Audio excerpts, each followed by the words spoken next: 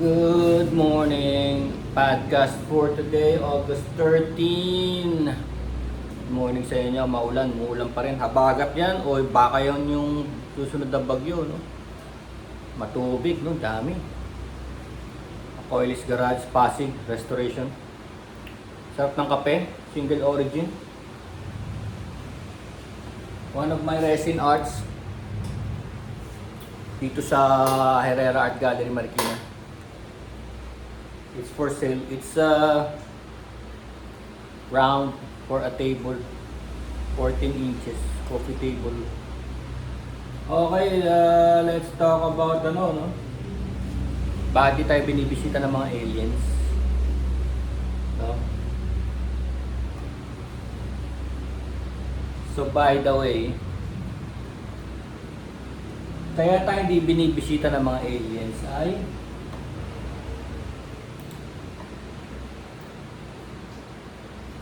sadyang napakalaki ng universe. So kung bituin natin, ang star natin dito is the sun. The sun is a star, no? Tawag nila medium size, medium age star. Ang araw natin nag-iisa. Tapos lahat ng planeta umiikot sa kanya, di ba? Sa solar system. Tapos bukod sa solar system, may isang galaxy tayo. I'll give you a vision of a galaxy. Sa galaxy mismo, marami ng solar system dyan, marami ng planeta. O, siguro isang tuldok lang yung solar system natin dyan. Yung 8 planets natin, isang tuldok lang dyan, banda rito. Banda rito. Ano to tawag sa galaxy natin sa Milky Way. Bakit? Kasi nung naobserbahan to, mukhang gatas, di ba? Mukhang gatas. Nandito tayo banda eh. At nakikita nyo para siyang spiral. Nakikita nyo parang spiral kasi ang gitna niyan is a black hole. Gitna yung black hole kasi, di ba tayo yung araw natin malaki siya. So pag malaki, siya ang sinusundan. Kaya tayo nag-orbit sa araw, no? Nagkakaroon tayo ng umaga, gabi. Pero ito, yung black hole sa gitna, sobrang powerful niyan na lahat ng mga planeta at lahat ng iba pang between ay sumusunod sa ikot niya. Mas powerful siya, mas malaki siya, black hole sa gitna. Ang black hole, tandaan nyo, na-discover ni Einstein na ang black hole is mapuwersa siya pero walang laman. Yun ang ibig sabihin ng black hole, na nung humihigop siya. Ngayon, balik tayo sa tanong, no, asan yung mga alien? Napakaraming planeta, nasan sila? Well, lumalabas pala na napakalaki talaga ng universe.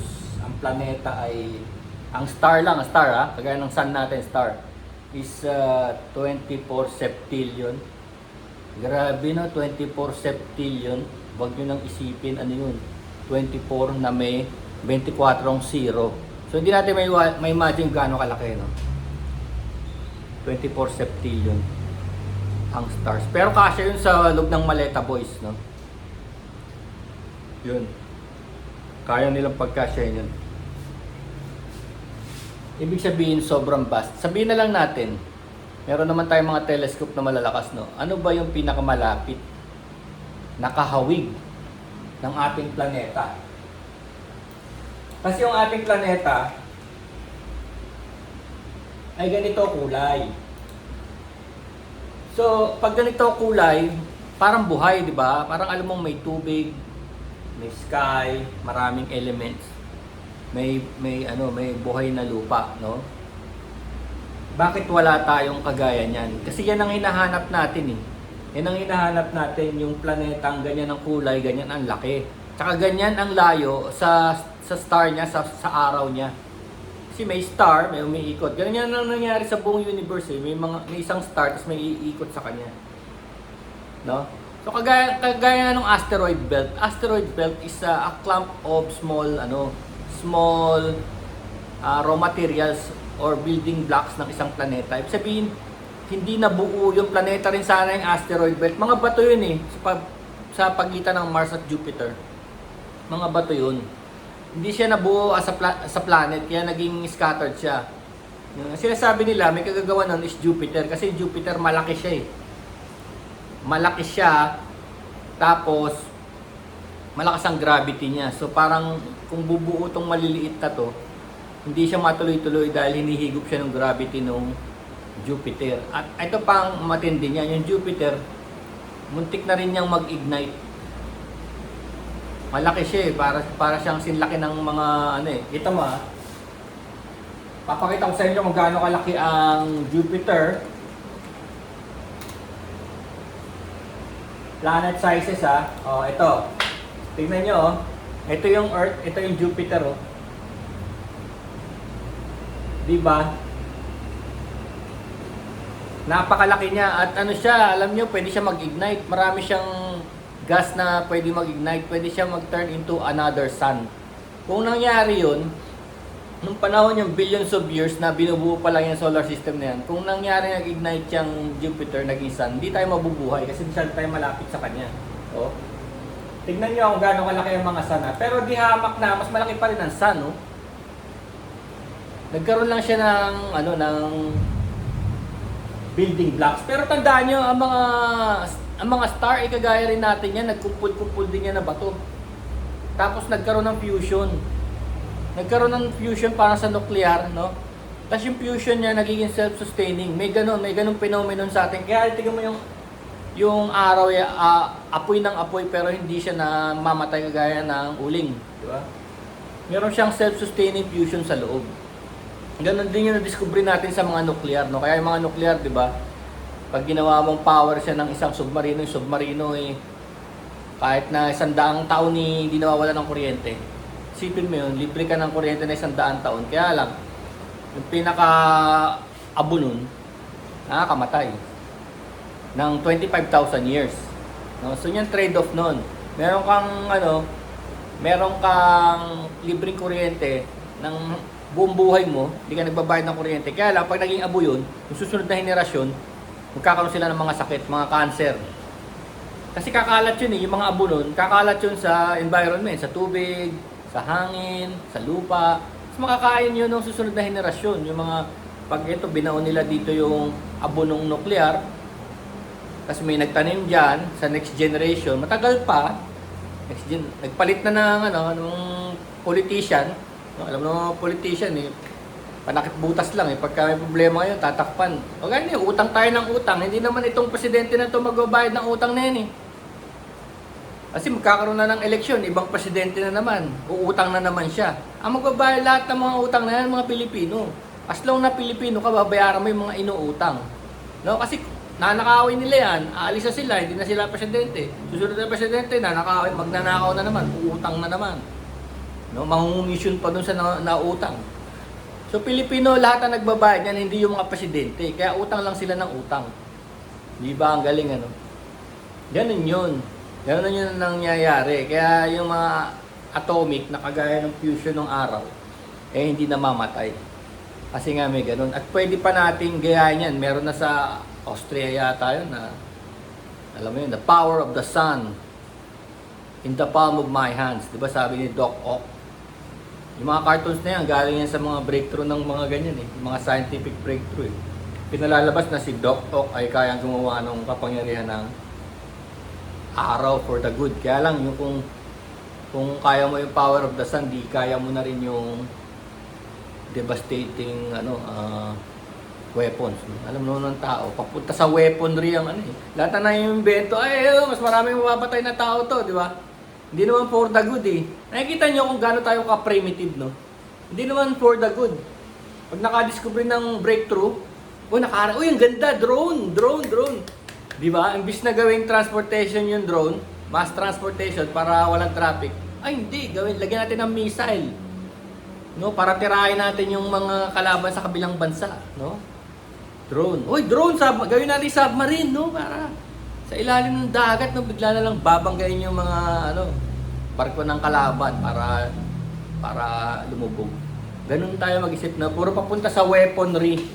Di ba? Kagaya nga yan ang kwento nila Iron Man, di ba? Yung Stark Enterprise, Stark Industries. Di ba? Lahat na lang ng mga breakthroughs na imbis na dapat si Iron Man gagawin for exploration, di ba? Outer space, o sa ilalim ng dagat or sa vulkan. Naging ano siya? Naging Avenger, no? Tagapagtanggol. Di ba? Nilagyan siya ng weapons. So ganun pa man, away na naman, di ba? Away na naman ang naging purpose niya. Anyway, so gaano ba sabihin na natin gaano ba kalapit yung pinaka naiisip nila na may alien. Ang tawag nila diyan ay Alpha Centauri. Alpha Centauri. Alam nyo kung gaano kalayo yung Alpha Centauri. Alpha Centauri. Alpha Centauri is like another galaxy, no? Doon sila nakakita dahil malalakas na yung telescope natin, doon sila nakakita ng mga may possibilities, no? Ito yan sabi nila, ang kanilang star, ang kanilang araw should be yellow. So, ibig sabihin, pag yellow kasi, tama pa yung init niya, no? Tapos yung size, dapat parehas din ng atin. Tapos, dapat yung layo niya, parehas din ng atin. Kasi, kagaya ng atin, Mercury, sunog na sunog, no? Venus, sunog na sunog. Ang Venus nagbabagang bakal yan. Yung Venus, hindi pwedeng tirhan. Kahit na sinlaki ng Earth. Pero dahil malapit siya sa araw, yun, naluto siya, no? Tayo, sakto lang. Paglipat naman natin sa Mars, tignan mo. Ang lamig-lamig, patay. No? So, napagitnaan tayo ng hindi malaman kung bakit tayo nabuhay, no? Sobrang special ng ating planeta. Dahil yung mga kapitbahay nating planeta ay yung isa, impyerno. Yung isa naman, loob ng refrigerator, malala pa. Sobrang lamig. Tapos may mga dust storm at radioactive kasi wala silang atmosphere. Yung atmosphere yung nagpoprotekta sa atin sa mga radiation sa outer space. Lalo na yung galing sa araw mismo, yung solar radiation na nakaka-cancer yun. Tagus sa balat yun. Hanggang ngayon nga, di ba, sa Australia, dami nagkakaroon ng skin cancer sa mukha, sa ilong, kasi manipis ang ang atmosphere, na may butas daw doon, may butas sa bandang Australia. Kagagawa ng mga refrigerant. Noon, kaya nagbago tayo ng formulation ng refrigerant. Yung refrigerant na galing sa mga aircon, nakakabutas daw ng atmosphere. So, ang layo ng Alpha Centauri is 4.37 light years away. Bakit tinawag na light year? Sa sobrang layo, light year na ang tawag. Ibig sabihin ng light year, light meaning ilaw, year, taon. Yung light, yung speed of light. Gaano kabilis yung flashlight nyo, ganun nyo. Gaano ba kabilis talaga yung ilaw? Di ba ang bilis pag ginanon mo? Flashlight mo. Ang bilis, di ba? Alam mo gaano kabilis yun? That's 300,000 kilometers per second. 300,000. So, kita nyo gaano kabilis sa 300 per second. So, isipin nyo na lang kung 2 seconds, 3 seconds, 4 seconds. Sobrang bilis. Ngayon, sabi nga nila yung ilaw na yun makakaikot ng mundo ng 7 beses sa isang segundo. 7 beses.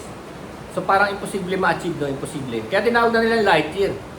Isang taon bumabiyahe yung 300,000 kilometers per hour na yun. Isang taon. Hindi nga isang taon ang kailangan 4.37 nga. 4 na taon mahigit ang kailangan para marating yung Alpha Centauri na yun. No? So yun ang inaano nila na napaka-vast, no? Ngayon sinasabi nila, time and space warp, kagaya na sinabi ni Einstein na sa theory of relativity niya na ang outer space is a fabric, no? Fabric. Kaya nagkaroon ng multiverse, Spider-Man multiverse. Kasi sinasabi nila na ang ano daw is time and space warp ang galaxy, ang space. So kung gusto mo makarating sa one point to another, let's say this is 10 light years away, i-fold mo. O, di mas malapit na. Kung nandito ka, tas dito ka pupunta, i-fold mo lang daw yan. Para tumagos ka, yung tinatawag nilang wormhole. wormhole daw. Kaya nagkaroon ng mga multiverse, no? Kung paano sila nakakarating sa atin, galing sa ibang universe. Kaya nagkaroon ng mga Spider-Man, ng mga The One ni Jet Li, no? Kunwari, may version ka, ikaw, masama ka ngayon, di ba? Masama ka ngayon. O, dun sa kabilang universe, mabait ka. Wala kang bisyo. So yun, sa kabilang universe yun. Ngayon, kagaya nun, pagka nagkita kayo dito, dahil dumaan ka sa wormhole, nakikita mo yung counterpart mo. Kamukhang kamukha mo, madami na kayo, no? Madami na kayo. Parang sa Spider-Man multiverse. So, ganun yun. Kaya na-invento yung mga pelikula na yun. Dahil naniniwala sila na may breakthrough daw, na may multiverse. Patong-patong na layers ng reality. Patong-patong. Yun. Yun ang ine-expect nila. Tsaka yung mga quantum physics, no? Yung quark, sinasabi nila na kaya nilang experiment na yung atom, there could be two atoms doing the same thing at the same time. Ibig sabihin, ikaw, pwede kang mapunta sa ibang lugar na ng sabay. Yun ang sabi sa quantum physics, no? Quantum physics. Pwede. Tapos sinasabi nga nila sa quantum na nangyayari lang ang mga bagay dahil tinignan mo na. No? So, ibig sabihin, inobserba mo na kaya siya nangyari. Pero actually, hindi pa siya nangyayari. Nakita mo lang kasi kaya nangyari. Medyo weird pa siya ngayon, no? Kasi nga, isipin mo multiverse, no? Wala pa tayo doon. Kung gusto natin mag-space travel, kailangan makuha natin yung mga multiverse. Makuha natin yung mga wormhole na yan. Tapos, ito pa, sinasabi nila, bakit nga ba ayaw magpunta dito ng mga alien? Bukod sa malaki yung alien, malaki yung universe, ayaw daw nila pumunta sa atin dahil we are too primitive. Di ba lagi ko sinasabi sa inyo, we are too primitive. Sabi niya, wala daw kakwenta ko, hindi daw tayo interesting dahil primitibo nga tayo, puro lang tayo corruption, di ba? Pagnanakaw, puro yun lang alam natin, no? Tongpats, kickback. Di natin kaya talagang alleviate yung mga basic natin kailangan, kagaya ng poverty, no? Hunger, yung kawalan ng pag-asa. Tapos yung nature natin na napaka-unique. Sinasabi ko sa inyo, septilyo ng mga bituin sa universe, pero walang kagaya natin, walang makitang kagaya natin.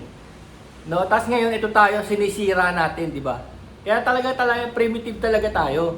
Sinisira natin yung the only special place sa buong universe.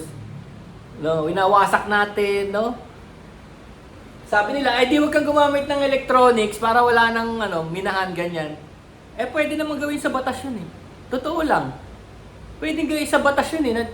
Tigil yung mga electronics na yan. Hindi naman, nabuhay naman yung mga ninuno natin nang wala yan. Mas maayos pa nga. Kasi habang nag-electronics tayo, dyan galing mga pollution.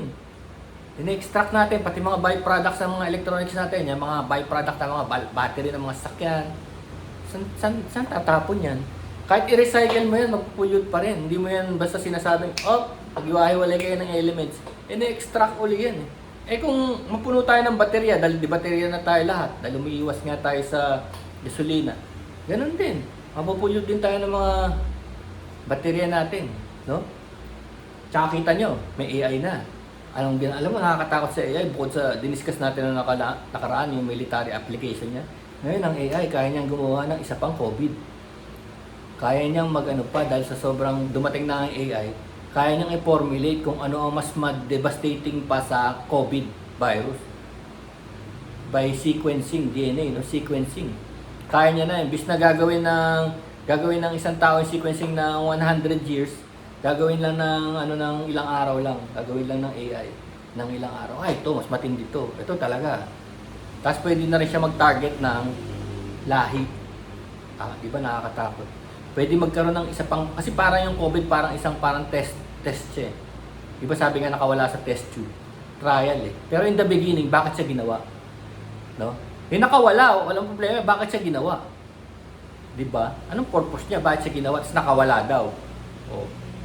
Parang testing yun. Ngayon, yung virus na yun, yung COVID, lahat apektado, di ba? Pero ngayon, pwede nilang i-target yung lahi by DNA sequencing sa tulong ng AI. No? So pag ito napunta sa mga kawatan na na tao, itong ganitong power, which is marami talaga. 'Di ba? Marami naman talaga sa mundo na mga ganyan mag-isip, no? Destruction, devastation. Kaya primitive pa rin tayo kasi self-destructive talaga yung tao eh. Kaya naobserbahan tayo ng mga alien yan. No? Kaya meron bukod sa primitive tayo, hindi sila interesado, merong zoo hypothesis. Zoo. Alam niyo yung zoo? Nag-aalaga tayo ng mga animals for preservation. Inoobserbahan lang natin sila. Pa sila nasa kulungan. Iisip nila, nakakulong tayo. Inoobserbahan lang nila tayo. Sabi siya, tignan mo, napaka-primitibo. Siguro ganyan din tayo noon. Mas masakol pa, no? Ito, hindi magsusurvive to. No? Itong lahi na to, hindi magsusurvive. Mag-i-evolve to. Pawawasakin to ng AI nila. No? Kasi dumating na sila sa AI age. No? Parang zoo. Zoo hypothesis. Meron pa isa, yung medyo tame naman, dark forest theory. The dark forest theory is ayaw niyang galawin, baka daw makita ng mga predators. Ng mga actual predator sa universe. No? Baka bigla tayong ransakin. Kasi nangyayari, parang siguro nakakita sila, ay, ang cute oh. Ang cute oh, may nai-inlove sa kanila oh. Ay, nagkikisog, ang cute oh. Parang nakakita ka ng koneho na cute, no? Cute. Naku, huwag nating galawin. Baka marinig nung, let's say, tigre. O, gano'n, predator. Huwag natin siyang guluhin. Kasi baka ma-attract yung attention dun sa cute na little bunny. No? Huwag nating galawin. So, yun yung isa pang theory nila na dark forest. Dark forest theory. So yun yung mga tatlong theories kung bakit wala tayong nako-contact na alien kahit na napaka-vast ng universe. Pero personally para sa akin napaka-special siguro natin. Kaya ganun. Napaka-special talaga ng planeta natin. Kaya ayun. Sobrang special niya. Tuluyan natin siyang wasakin, no? Tuluyan natin siyang wasakin dahil doon tayo magaling. So, okay, yun muna for today podcast, August 13. Peace.